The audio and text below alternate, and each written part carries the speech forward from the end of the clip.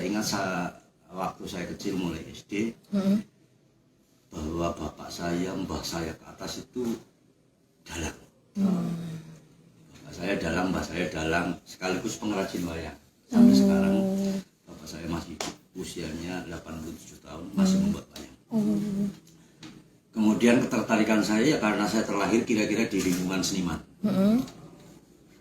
Kemudian SD, SMP, negeri, ke SLTA-nya masuk ke SMKI, Sekolah Menengah Kerawitan Indonesia. Itu sekolah nabung gamelan. Ada juga sekolah tari. Nah itu kemudian saya mengembangkan mulai mendalang itu saat-saat saya masih SMKI, masih sekolah SMKI itu. Walaupun bapak saya tidak mengajari secara langsung, tapi saya selalu melihat dan kontak-kontaknya.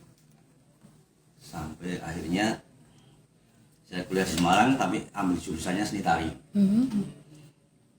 Saya SMKI-nya jurusan kerawitan, di kuliahnya jurusan tari.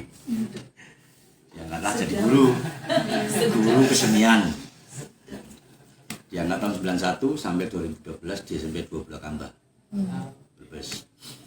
2012 dipromosikan jadi kepala sekolah sampai sekarang.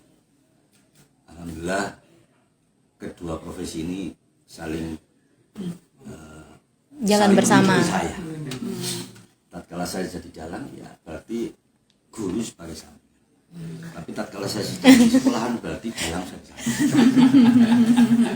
Oke, siap. Pak Dalang kalau suka dukanya menjadi dalang? Banyak suka dan banyak dukanya.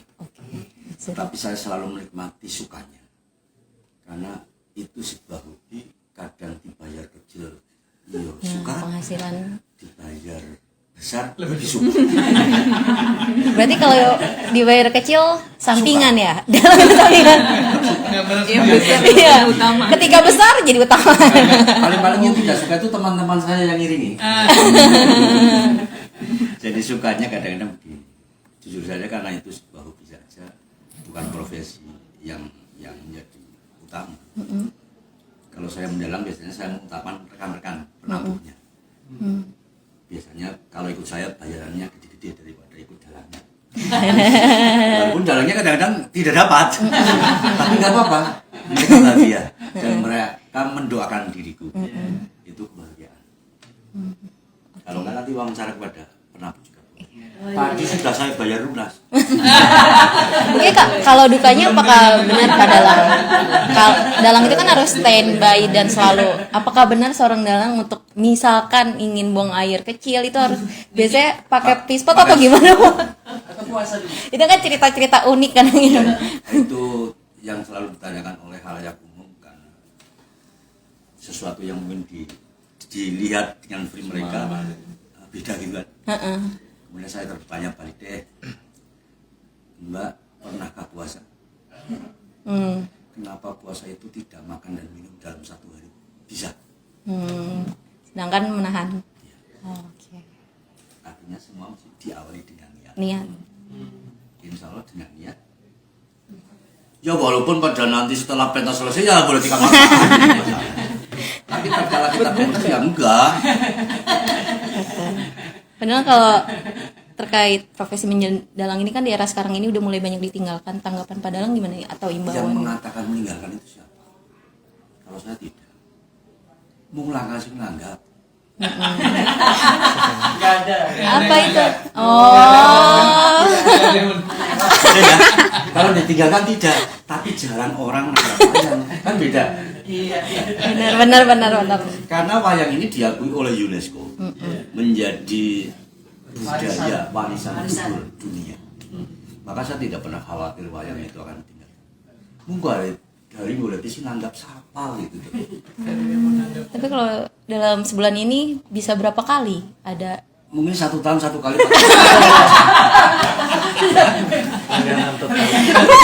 Sampingan dari. Oke. Mungkin terakhir Pak Dalang pesan nih agar biasanya warga anak-anak milenial atau Gen Z biar tahu ternyata kita punya warisan Indonesia ini dalang harus tetap ada gitu. Tetap Sebenarnya eksis. bukan jalannya yang ada, tapi nilai-nilai yang disampaikan oleh dalang itu harus selalu hidup. Monggo Ibu. Sehat Ibu. Jadi seperti tadi tokoh Semar itu, sebenarnya bukan Semarnya yang Ibu ya, tapi nilai-nilai luhur yang dimiliki Semar itulah yang harus dimiliki. Diboyonglah ke hati kita masing-masing agar bisa berbuat baik dan hidup tentram di dunia wal akhirat. Oke. Padahal satu lagi soal ini kan tokoh-tokoh perwayangan banyak memiliki nilai falsafah yang luhur gitu ya. Kalau melihat kondisi sekarang ini mungkin ada nggak satu tokoh wayang yang bisa mewakili atau perkataan dari tokoh wayang itu yang bisa mewakili untuk menasihati kondisi bangsa kita saat ini yang bisa saya kutip Atau ada sebagai petua judul kalimat untuk tulisan saya sekarang. Pak Dirman yang nyerah. Wayang satu kotak itu yang sempurna hanya dua. Menurut cerita, bukan menurut saya Pak. Kalau tokoh abdi namanya Semar. Abdi itu berarti ya abdi, orang biasa lah. Kalau tokoh satria namanya Perkudara. Udah nggak Satria Piningit ya? Kalau Satria Piningit itu adalah frame-frame mereka yang mencari sensasi untuk mendapatkan sesuatu kan gitu.